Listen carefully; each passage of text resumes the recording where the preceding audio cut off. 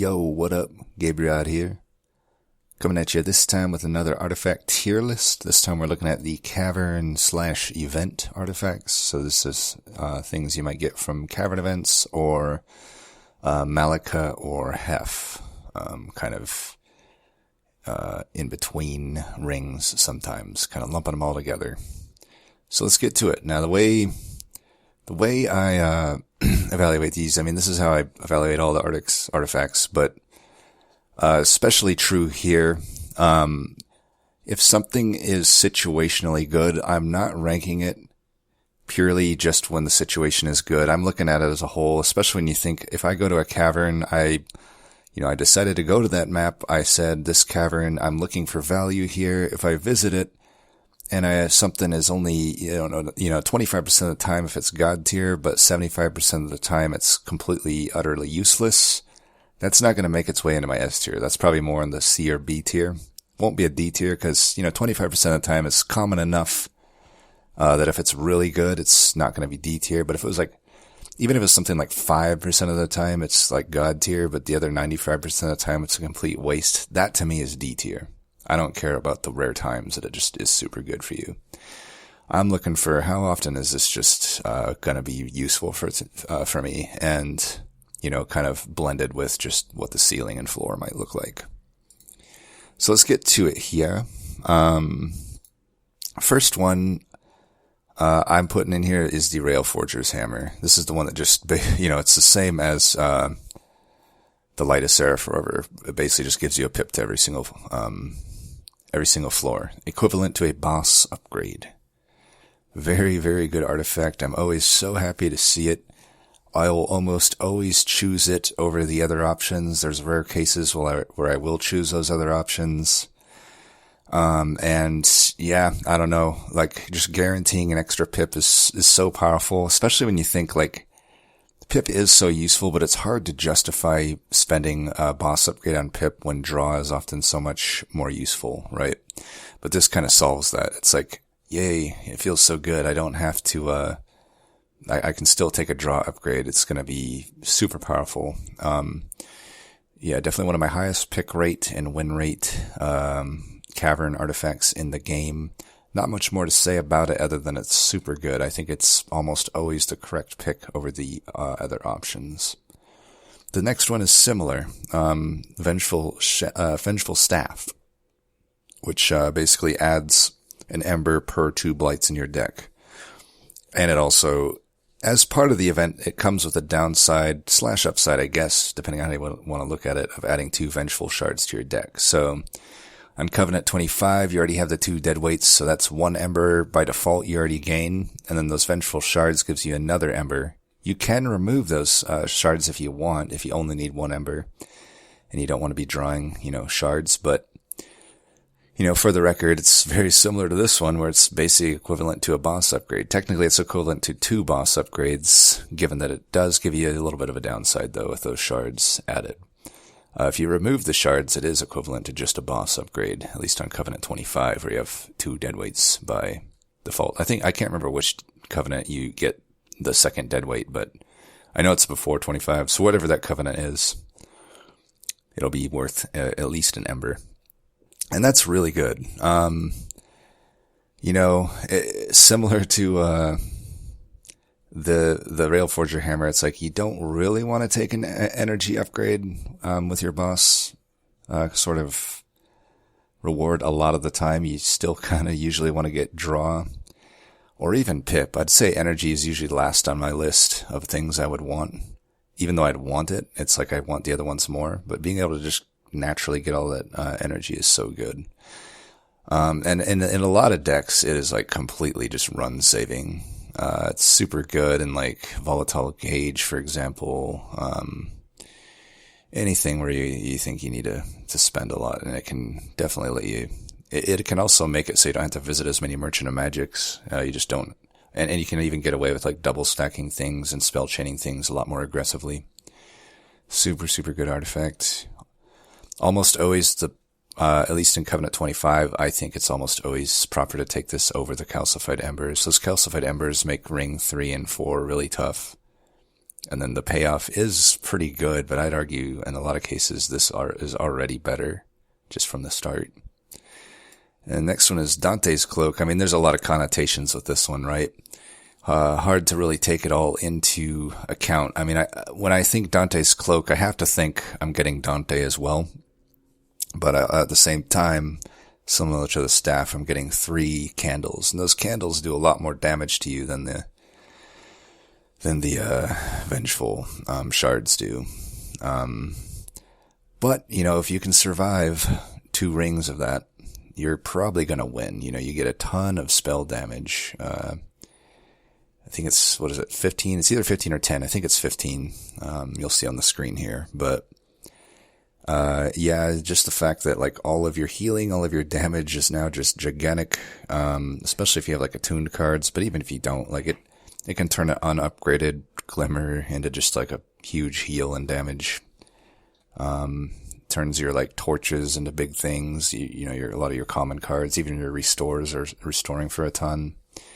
So yeah, and then obviously Dante is Dante, so hard to say this is not S tier. The only thing that might keep it out of the S tier is there are definitely times when it's kind of win more to take it, and actually the taking those candles might actually open you up to a loss that you wouldn't have ever otherwise had.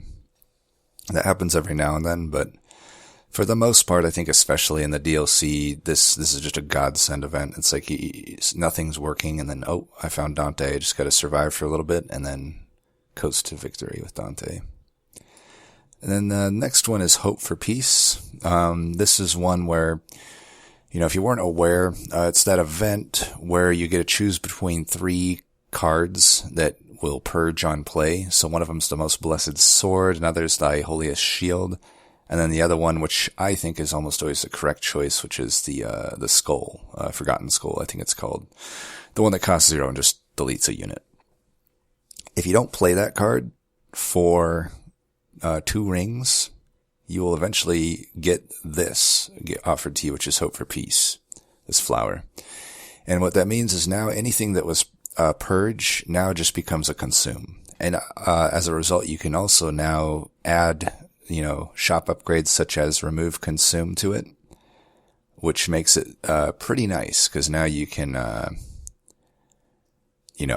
get any of those and just replay them, especially the skull, I feel. But the shield's pretty good sometimes too. I'm not huge on the sword. To me, I'm I'd rather just have the skull. But anyway, they're all good, honestly. You can't go wrong with either of them. Sometimes you do have to bite the bullet and just play them and purge them to survive. It's happened, but it sure is nice when you don't, because then you get the Hope for Peace. And it's almost Dante level powerful, I'd say, just how powerful those spells are to have them just cycling through and able to play.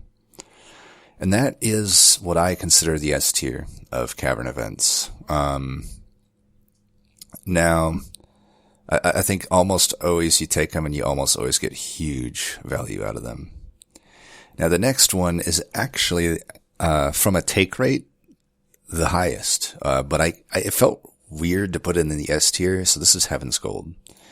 This is the one that, for every 10 gold you have, it adds an attack to your pyre. I find I find myself very often just not taking Petty Theft anymore. Pre-DLC, I felt like Petty Theft was typically what I would take. But it's kind of, I don't know, you gotta dedicate a lot to it to make it work now. I'd almost rather just get the X cost, sort of money spike, the one-time money spike. Or I'd rather just get the Heaven's Gold. And honestly, usually I just want the Heaven's Gold because leaks definitely happen. And Heaven's Gold has saved my hide so many times. So many times on Divinity, it's I leak a mini-boss or something that normally definitely would have killed me, but I'm doing 90 damage with the pyre, and that thing just dies. And I win a run that I literally would not have won if I didn't have the artifact. So I could almost argue S tier, considering, like I said, of all the Cavern events, it must be more common to see this event or something, but, for the record, it's by far my most taken Cavern event artifact, with a very good win rate. And the next one on the list is Petrified Heart, which is funny because, I don't know, that on that event, it's weird that I'm ranking Blood for Blood below it, because I do think I don't know, in the most general sense, I would say Blood for Blood is more takeable, but I don't know, when Petrified Heart makes sense, which is often enough, it's just really good. It can actually, if you're going to keep your shards right to 100, it can actually enable Morsel's top floor alone, because it's 10 health. If you keep the enemy damage to 9 or 10 on Divinity, you could even go a little bit over 100. You can actually play all your morsels up top and survive the sweep. But even beyond that, it's, as long as you don't have life steal that you're relying on or heals that you're relying on. So really just an Awoken and, Umbra problem, sometimes a Remnant problem because of Purifying Cleanse, but not much else really heals in the game.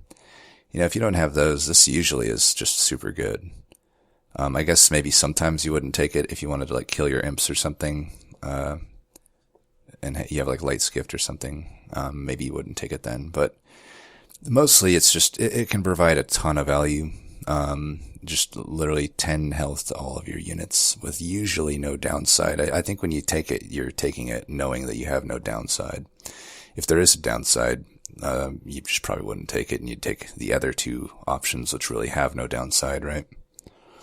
And the other one, this is a weird one to evaluate, but Shard of Divinity. I could also argue S tier. Technically, if we're being facetious, Shard of Divinity and Blank Pages are my most taken ones.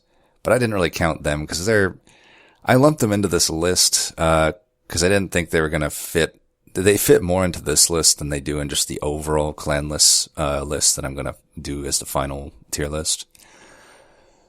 So it's you see them and you'll always take Shard of Divinity if you see it. There's literally no downside to it. Whereas Blank Pages, there can be a downside. I think that's why I rank Blank Pages lower. And Shard of Divinity can save some runs. It's definitely saved some of mine, but most of the time it's just, I don't know. If I took that many shards, I'm feeling pretty good about a run, and I'm probably going to win anyway. But it is nice to have that buffer of 100 armor.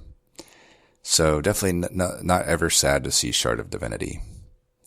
The next ones we should really, I'm always going to lump these together because I think they essentially are just, these Malika events I think are just meant to be that way. Immortality Potion and Broken Wheel.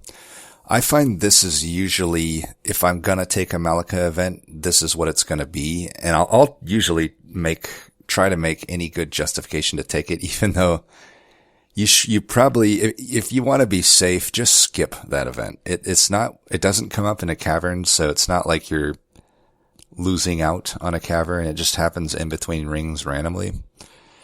And, I don't know. I guess I usually find that even if I'm not going to make use of the, Immortality Potion, the Broken Wheel itself is just so powerful, to simply purge out stewards, or even in some cases, drags or a banner that you don't want. The downside, of course, though, is especially if you've already taken, early shards, because you do find this early, usually I think between ring 3 and 4 is when you find it. It can be risky. You've seen some runs on my, channel. I can't remember. I don't want to necessarily spoil any, but let's just say there's a few of them where it doesn't go my way. Let's put it that way. But generally you can still fight out of that position as long as you don't give up. Even if you end up losing some banners that you really didn't want to lose, the fact that you did clean up the stewards and everything, you might still be fine, right? As long as you didn't lose every single banner. And sometimes you can still, if you have a good enough champ, you can still solo the game, like Decay or Spine Chief or something. You could totally still solo the game otherwise. But yeah, and also the Immortality Potion can be a godsend a lot of the time. Sometimes it can be a downside, but you simply skip it in that case.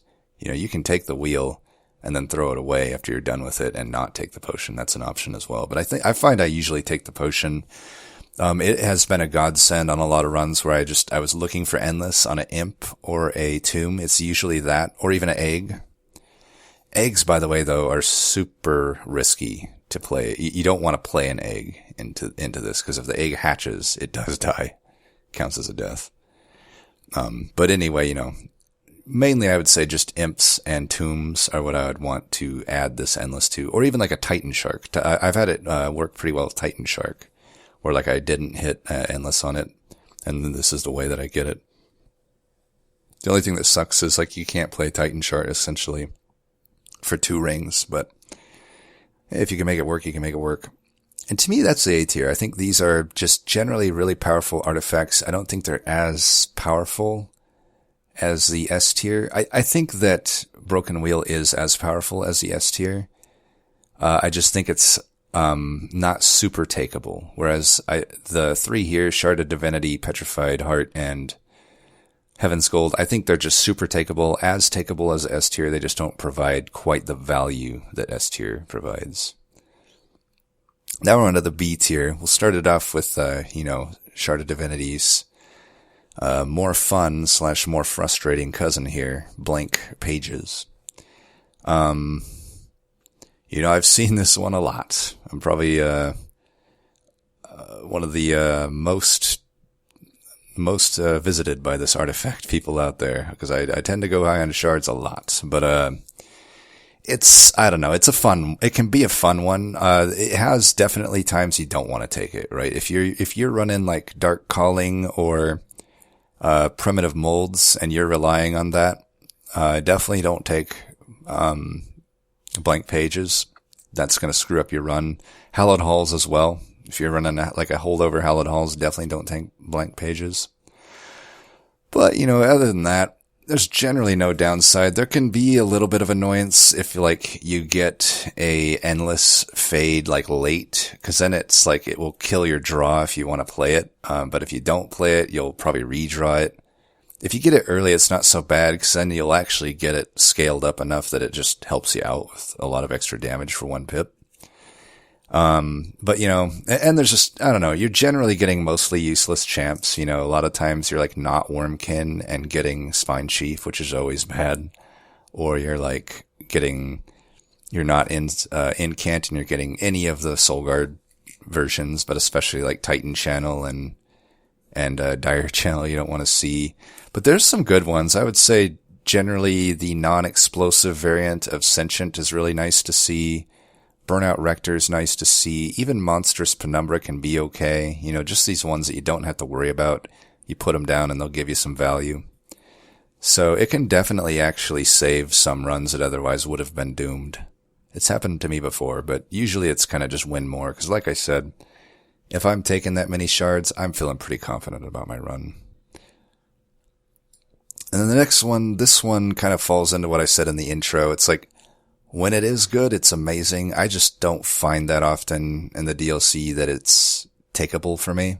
This is Penitent Remains. This is the one that gives certain amount of... It adds like 3 deadweights and then to your deck, which sucks, right? But then basically whenever you play a unit, it will get 2 attack per blight. So at Covenant 25, that's a default of 10. It can be more depending on your situation, but... we'll just say 10 essentially. So essentially, more or less, it just acts as a better resin block, which in the right deck is God tier, right? So really the times this is going to be good would be Endless Eggs or Burnout Eggs, Rapid Reform, on that note, just any deck that reforms a lot, Primordium, just getting that initial attack sort of snowballs out, especially if you have like Stalwart Snack. And, let's see, what am I forgetting? Like Dark Calling, I would say. And that's really it. I mean, I don't know. Like there's, outside of that, it's only really useful if you can make more of just a simple plus 10 damage to every unit, right? You need to be replaying units or have something like Primordium where that attack is sort of compounding upon itself turn over turn. Otherwise, I really don't think adding 3 blights to your deck. Hallowed Halls, by the way, amazing with it. Definitely Hallowed Halls is great with it, but that just falls into the Rapid Reform thing. Anyway, though, I find I just skip it. It's S tier in those situations I listed, but if it's not, it's literally untakeable in my opinion. Like, it's not untakeable. I guess you could maybe want that extra damage, but to me, I don't want that much, hurt to my draw consistency in most decks that don't fall under those aforementioned categories. And then we got, Blood for Blood. This is the one that I feel like, if you can't justify Petrified Heart, and you can't justify the 25 health, because remember the 25 health might use up a slot that you don't want used, then the default is just Blood for Blood. There's really no downside to taking this. It's a minor hit to your pyre to take it, but it's most likely gonna earn you way more back in health. You know, think of just even simple things like a healer coming by. That often happens. Like, you can kill everybody on the floor, but the healer sneaks on by. Sometimes they have an extinguish that hurts you. It'll just nullify that damage in that case, but a lot of times they don't even have an extinguish, and then it's just free health for your pyre. And then obviously the god tier situations are like when you have a bunch of dazed or a bunch of sap, and you just like let people come up to the pyre and let your pyre kill it, and you're just getting a bunch of free health. It's a pretty good artifact. I debated actually putting it A tier, but I thought my pick rate would be higher with it, but somehow actually Petrified Heart is taken more. So I think the fact that Petrified Heart is taken more, and just in my kind of conceptual mind, it does more than Blood for Blood, it seemed wrong to have them on the same tier level. And that's the B tier. I think these are all kind of generally the, B tier is like, I'm not super excited about the B tier usually, but sometimes I am. And then, on the note of Penitent Remains, the next one here, I forget what it's called, but the one that basically, whenever you play a blight, it will do 100 damage. This is one that I really liked prior, to the DLC, but post DLC, it's basically, the question is usually just, am I facing Diligent? If not, then I don't take it. I really don't like this Cavern anymore. I really liked it prior to the DLC. So this Cavern essentially has, this Weathered Coldstones, Penitent Remains, or this, which I can't remember the name. I'll put it up here though, and you'll know the name. I don't know. It has probably the least downside of each of the ones to take, but even then, it adds the 3 calcified embers. Unless I have a good reason to have, to just need that damage from the blights, I usually just skip this event. 3 ember is a lot to pay, and the way I play, I'm usually taking draw or pip upgrades. I usually am not that abundant on energy. So it's actually kind of like just adding dead weights to my deck a lot of the time. The 3 ember to pay for that damage is not a good return, especially when you consider it doesn't even trigger an incant. It doesn't get affected by spell weakness. Just not a whole lot, going for it. But I would say into Diligent, it's pretty worth, but still not that great. Back in the day, that 100 damage meant a lot more. Now it's kind of like, I guess it's okay. Next I have the manual of the world, or the history of the world, or whatever. I forget what it's called, but, it can be good. I just feel like the hammer is almost always the better choice. I'll come up with some reason to take this, and then I'm usually disappointed that I took it. I'm like, I would have just been better off with the hammer. 'Cause, 1/3 of the time it does it on the bottom floor, and how many decks can really make use of a bottom floor setup? Not a whole lot. And even mid floor, a lot of the time, it's like not super worth. I'd rather just have 1 pip to the top floor every time than 3 pip to the top floor 1/3 of the time, right? That's kind of my thoughts on this artifact. Hard to game plan around it. But sometimes you just have some sort of a Hallowed Halls deck or something that can use it pretty well. And then right next to it, I have Frozen Nostalgia. This one I think I'm probably going to get a lot of disagreements with, because I think a lot of people love this one. I don't really.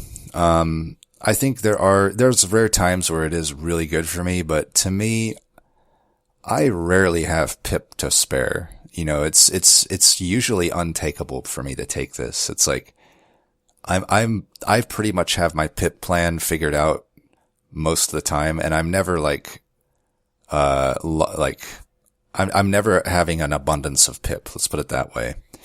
And to lose a pip means I just lost a unit on my main floor, and 15 magic damage isn't gonna make up for that. I would go so far to say if this hammer made me lose 15 damage, I'd still take it probably more than I take this. That's kind of just down to playstyle, I suppose, though. I think if a lot of people are pretty big on using spells as their main focus in a deck, then this would be really good for them. But for me, I take it pretty not often, and honestly, even when I take it, the win rate hasn't been great. So I'm not very convinced that losing a pip for 15 damage is really that good. And the next two we'll put right together. Violet Tears and the Corrupted Cloud. I used to really like these when I first started the DLC, but now I rarely take them because usually I'm taking this if I can, the Broken Wheel. And I'm scared to take both of them, let's put it that way. But if I'm not taking the Broken Wheel, I could probably justify this in a lot of cases. Even then, though, not really. The Corrupted Cloud itself can be nice if you're having trouble, like, clearing out imps or tombs, especially like Welder Helpers where you have to play them behind everything.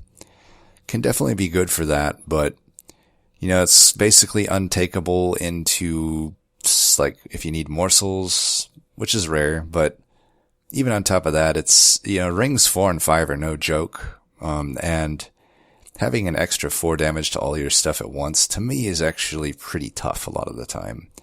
And not necessarily worth the payoff of just healing for 5 or 6 or whatever it does.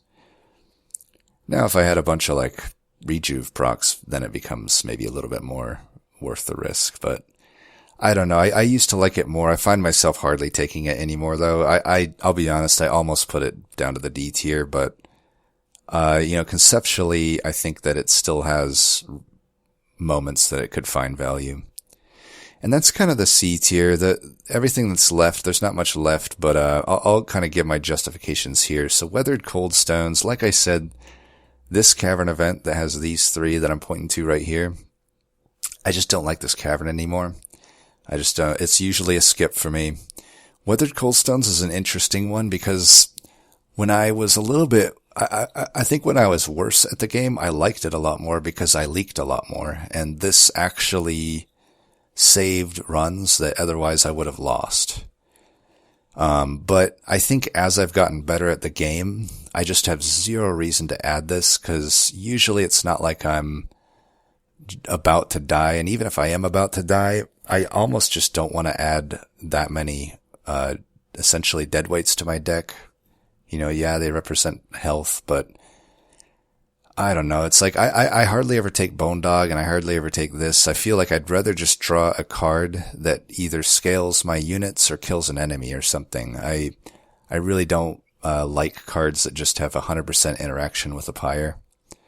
And that's essentially what this is doing. It's adding 3 cards that only really heal your pyre, but it has an additional downside that if you don't play them, you're basically forced to play them, because if you don't play them, now you're starting to hurt your pyre.